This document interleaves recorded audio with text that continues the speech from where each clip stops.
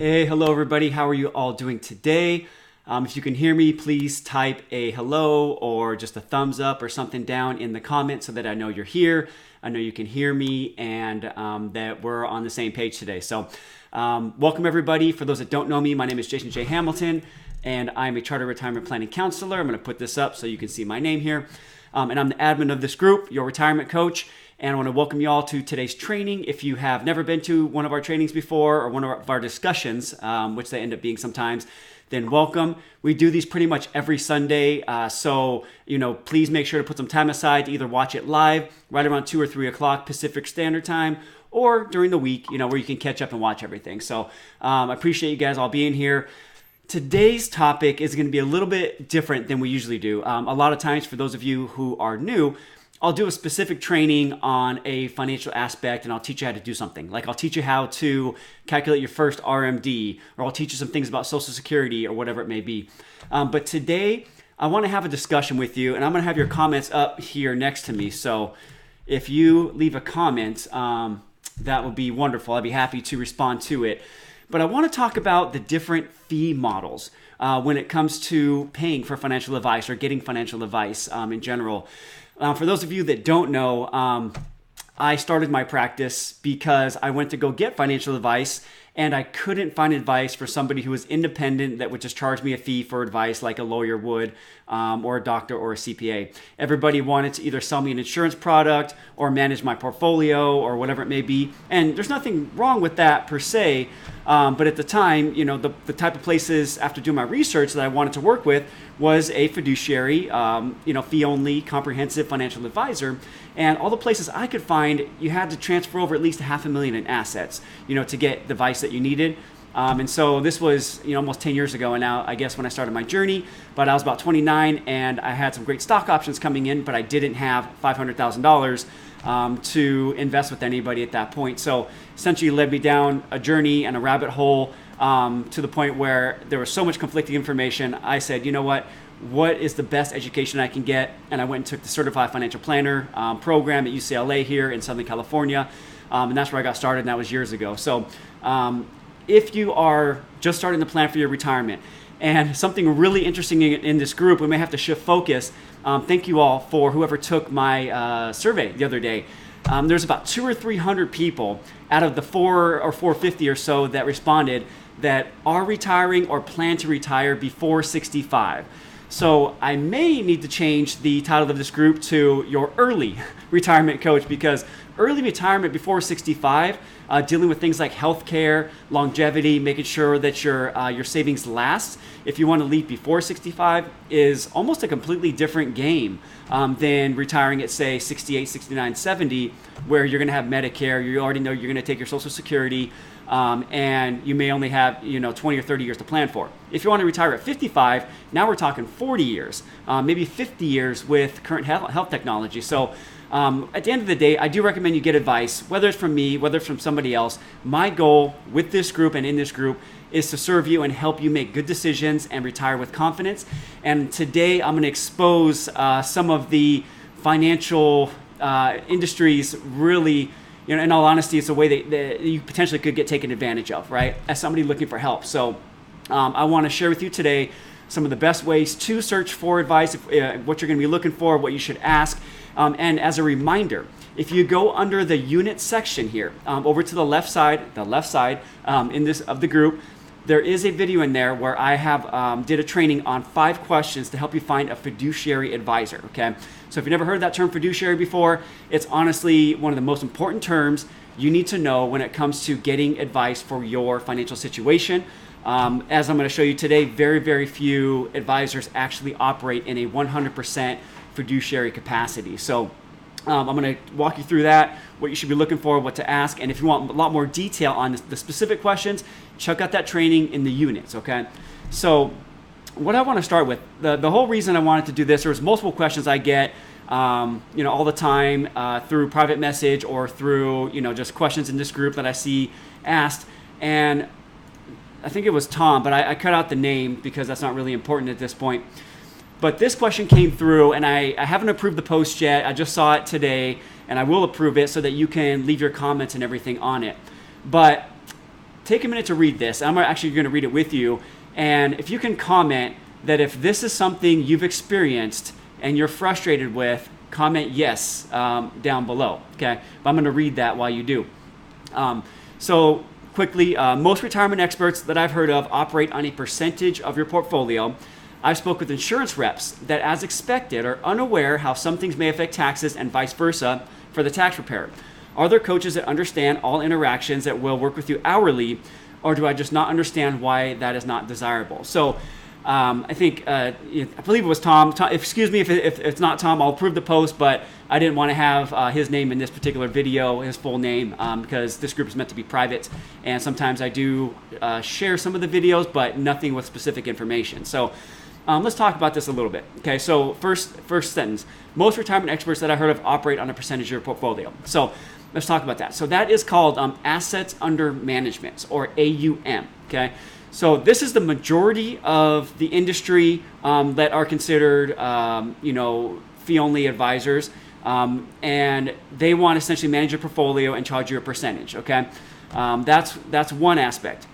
Then the next sentence, I spoke with an insurance reps that, as expected, which is funny, are unaware how some things may affect taxes and vice versa for tax preparers. Yeah. So insurance reps, they will sell you something like an annuity, an insurance policy. They may even try to manage your money, but they're actually, if they're a broker, they're actually not authorized to give you tax advice. And the other problem with that, if they're a broker and not a fiduciary, they're actually obligated to their firm, to the firm's interest first, before your interest as a consumer. It's written in the legalese of their contracts with their employer. So we're talking anybody that works for somebody like LPL, Merrill Lynch, Ameriprise, all these big companies, you're going to be dealing with brokers. If you're talking about MetLife, New York Life, all those type of insurance companies, that's a next level of not good. But similar, you're going to be working with brokers in most of these places where they're going to work on a commission, or they sell you a policy of some sort and then they make their commission on the back end.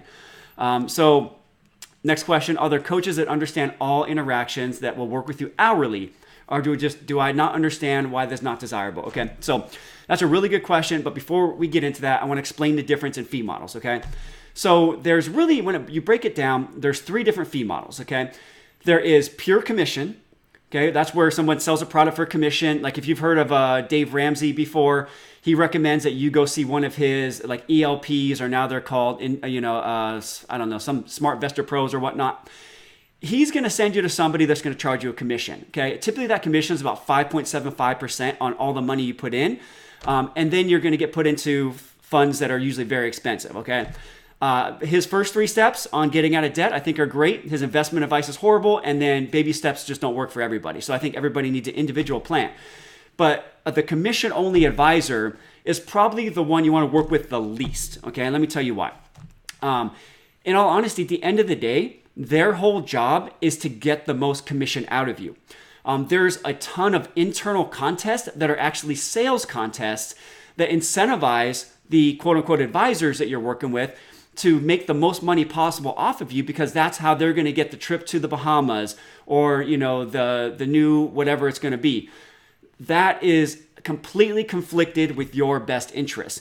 And this is a huge majority of the industry, by the way, is how this operates.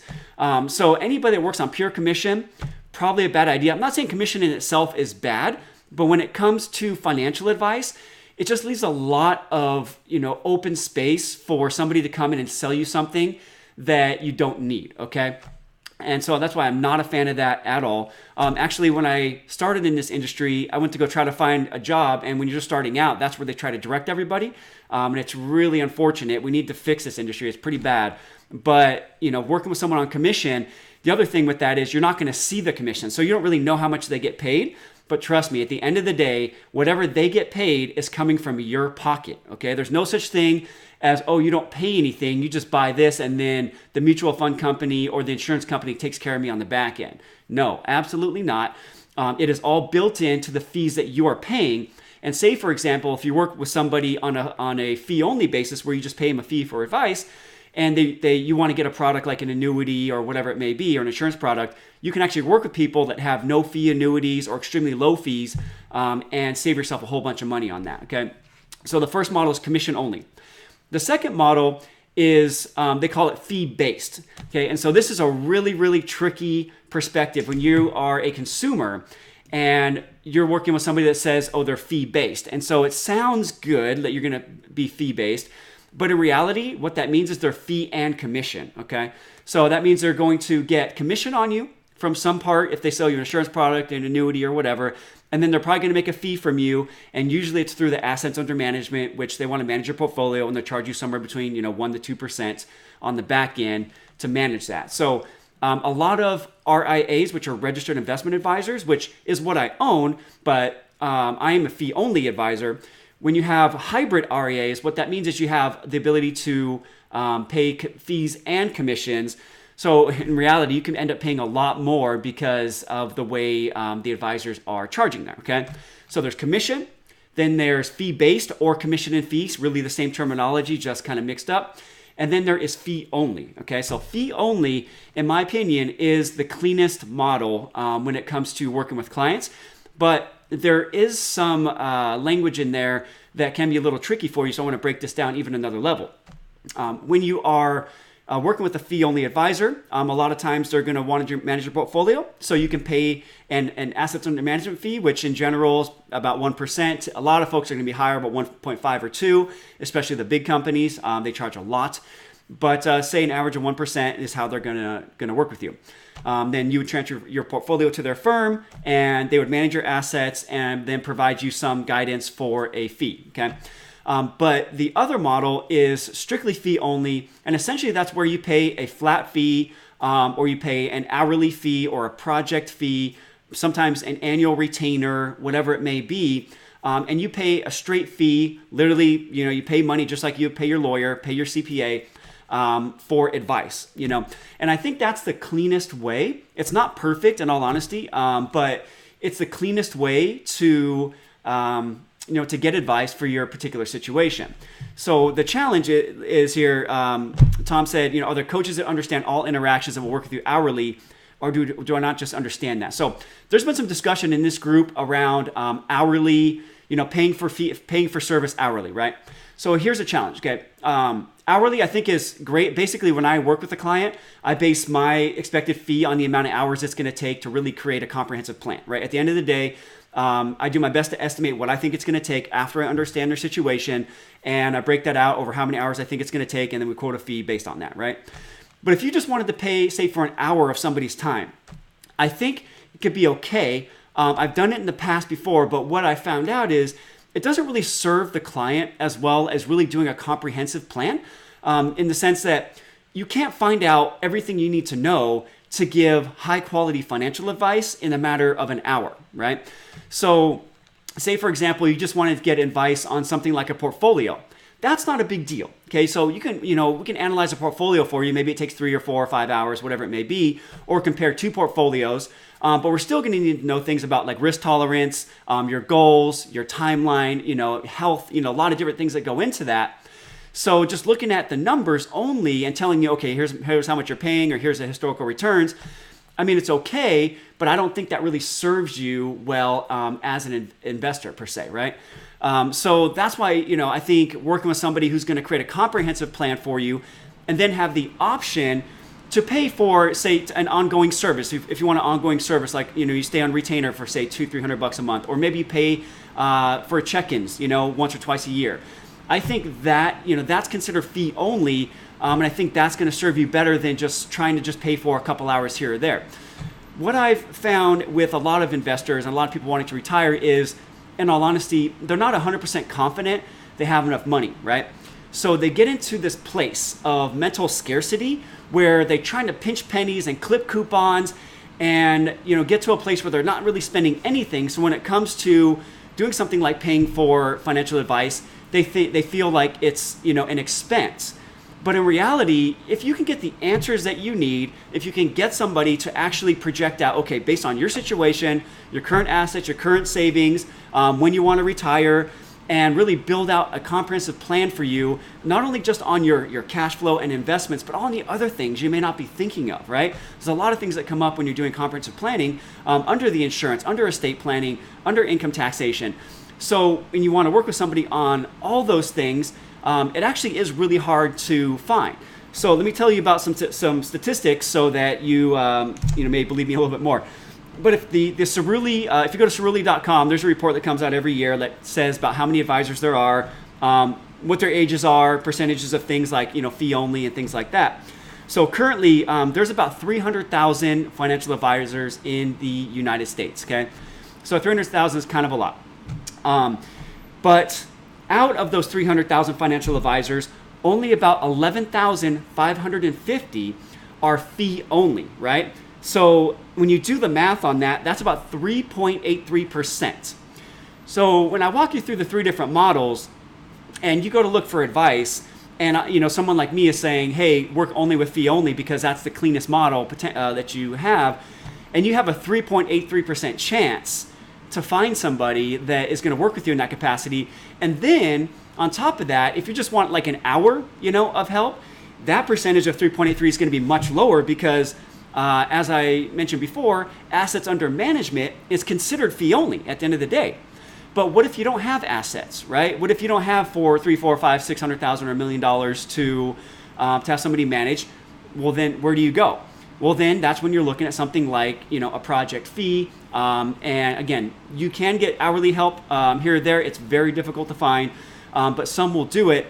But the things you want to think about are, do you just really need a little bit of help, or do you need someone to look at your whole situation and really go through everything and find out any gaps, any risks, and any really things you can optimize, right? So that's really up to you when it comes to getting help.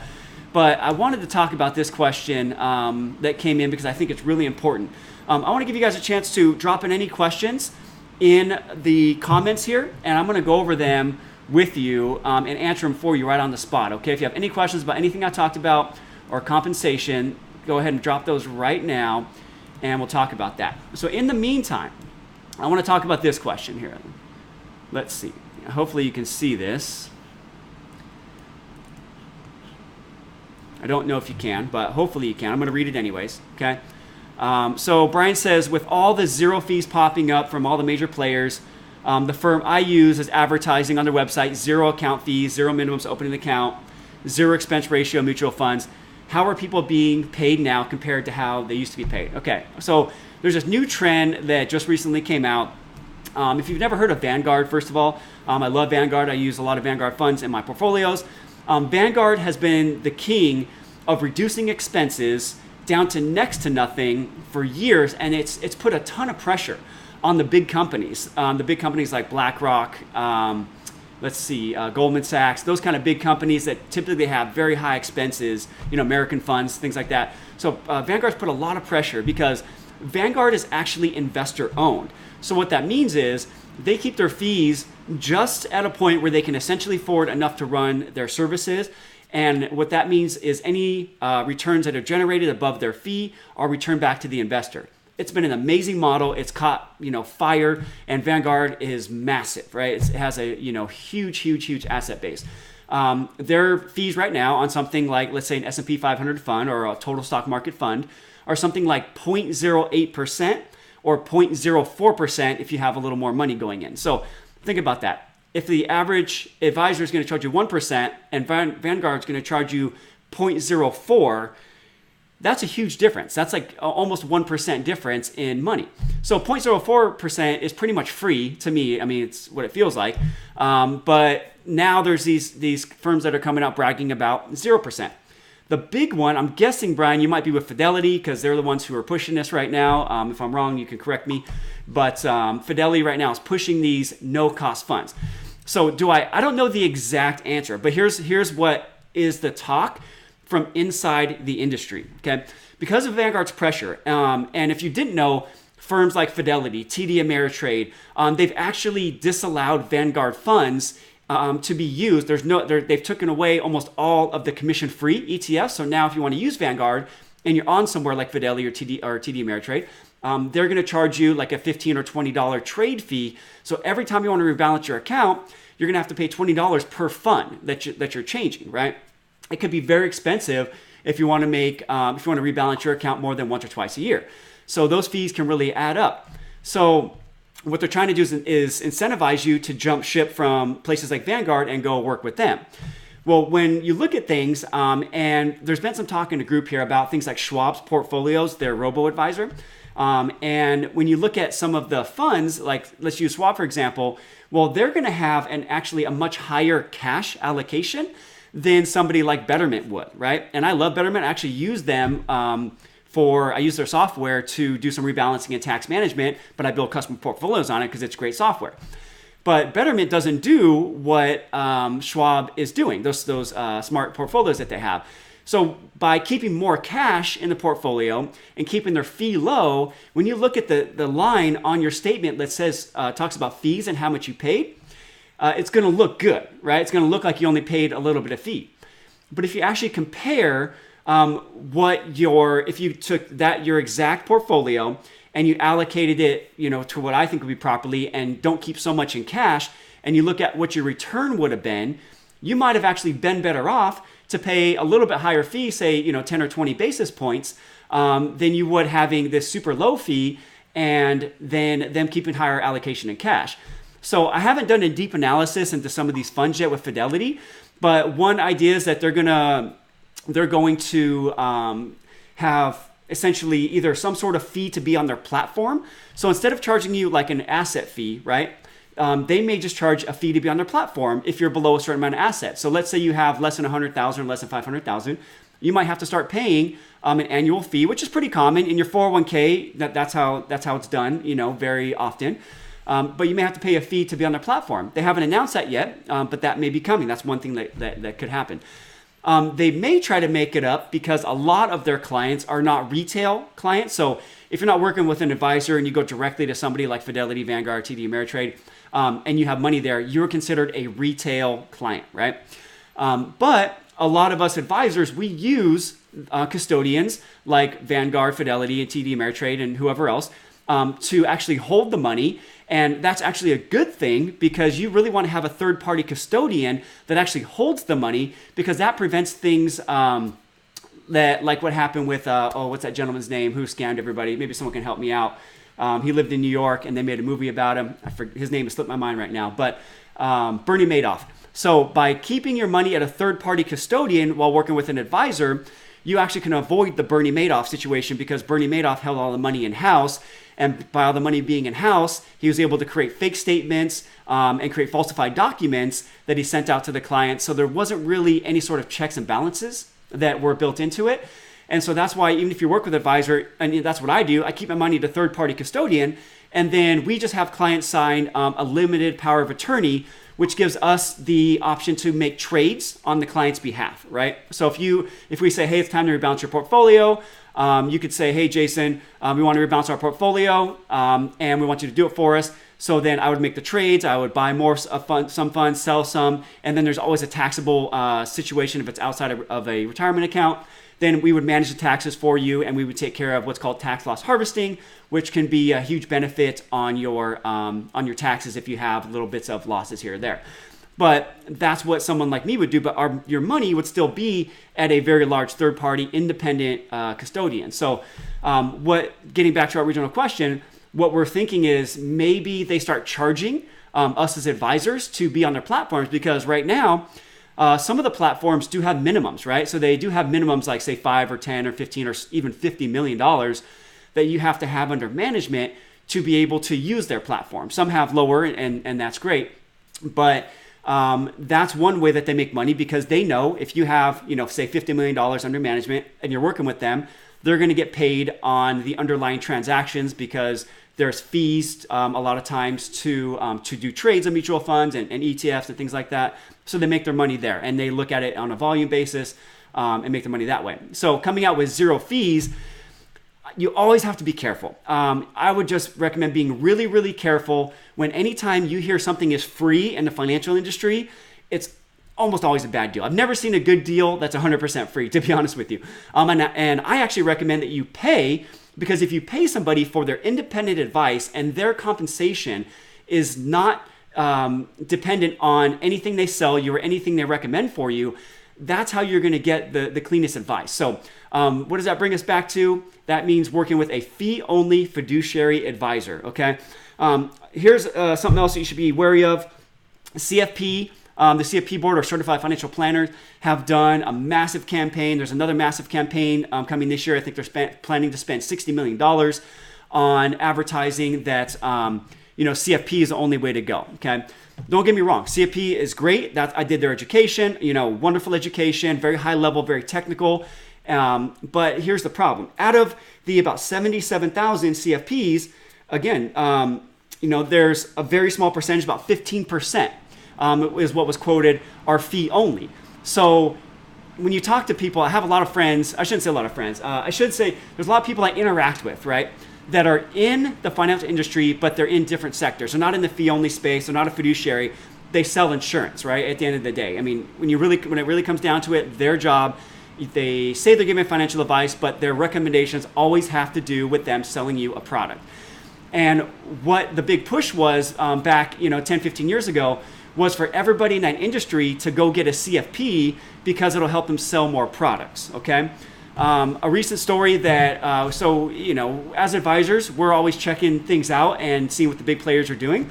One of my colleagues went and did some investigation work, you could say, with a couple of the big companies that are pushing now, saying that they're fee only and you get a CFP and all this good stuff, and that you're going to get a comprehensive financial plan. Okay, so the first one was the Vanguard plan, right? So the Vanguard, if you want to work with them, they say they'll give you a CFP for 30 basis points or 0.3%. Okay, that's what they're claiming right now. I've seen what their plans look like, and in all honesty, they're very general, they're very basic, and they won't give you advice on things like tax planning, education planning, Social Security timing, Medicare planning, anything like that. They're going to, they have their own proprietary software. They plug the numbers in, they look at the Monte Carlo analysis and say, okay, hey, based on your current allocation, how long will this last you? And then they usually recommend one of Vanguard's portfolios. Again, Vanguard's portfolios are great, but that's not really comprehensive retirement planning advice. If you're leaving out things like Social Security timing, tax efficient distributions, Roth IRA conversion recommendations, those are all things that are going to get left out and that weren't addressed, right, when someone went to Vanguard to see. Another big one, what's the name? It's another big software company. I'll think of it in a second. But they have about $7 billion under management, and they charge about 89 basis points. Which one is that? Oh, shoot, I'll think of it in a second. But same thing. They got on the phone with the CFP, and the CFP didn't even ask about their goals, right? So that's a big problem. So again, the CFP is great, the education is great, but so many people in this industry really just got it so they can sell more product. So if you're working with somebody, or consider working with somebody, here's some things that I recommend that you do, okay?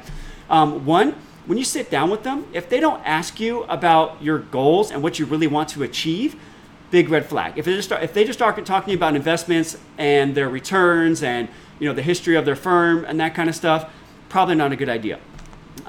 If you go to work with somebody and they just try to sell you a product, or your financial plan includes putting all your money into an annuity or a whole life insurance or some sort of insurance product like that, probably not a good idea. All right, that's probably not someone you really want to work with.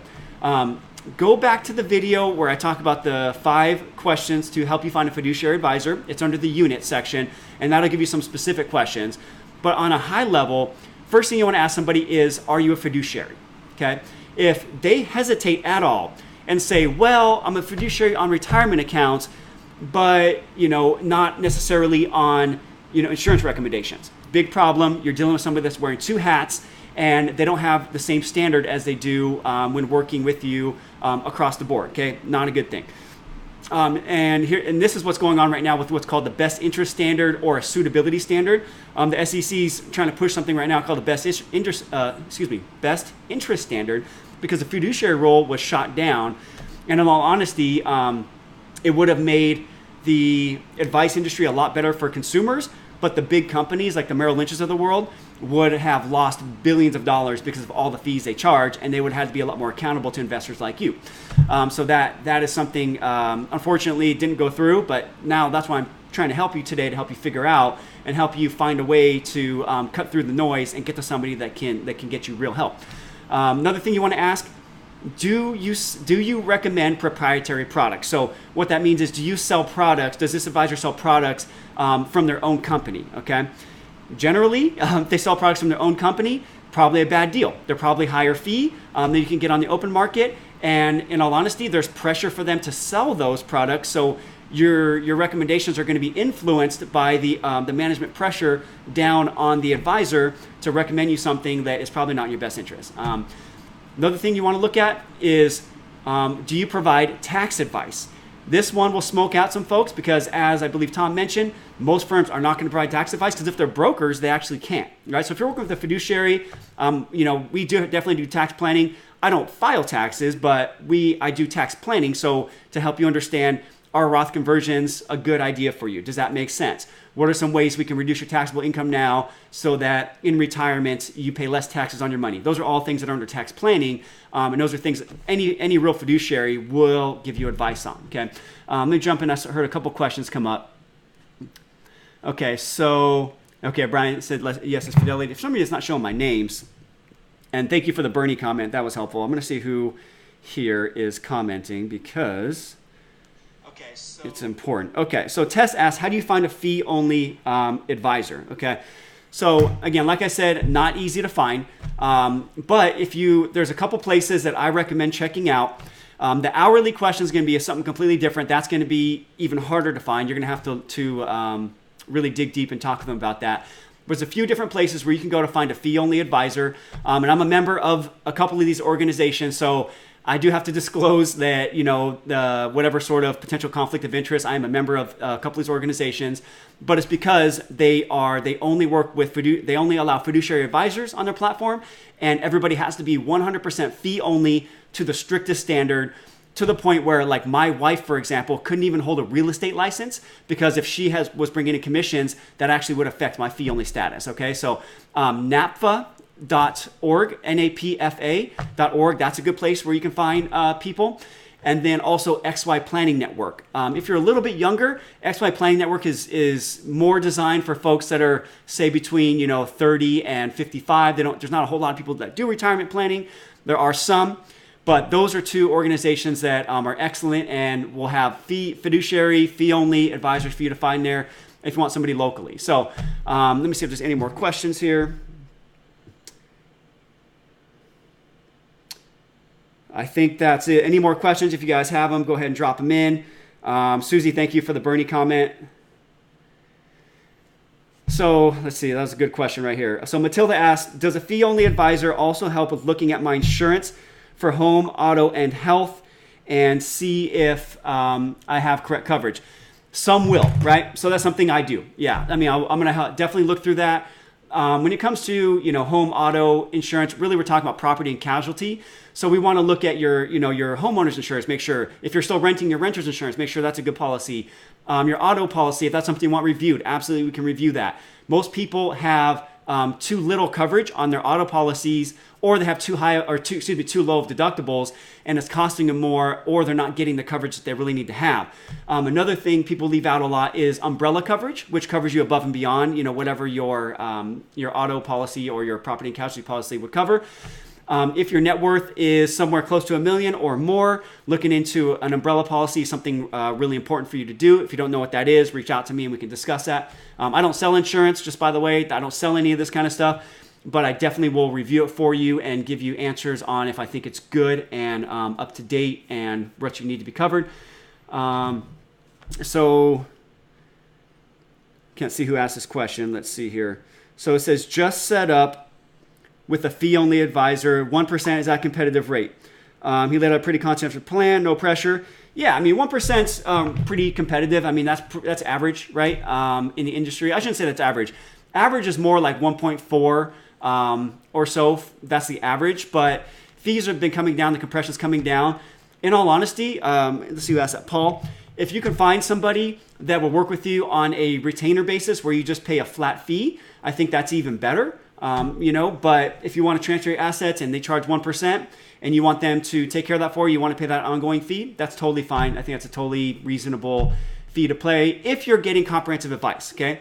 So let me clear up that statement. that if you're not getting comprehensive advice, if you're only getting asset management and all they're doing is giving you like a basic plan and managing your assets, 1% is way too high. You should not be paying that just for asset management.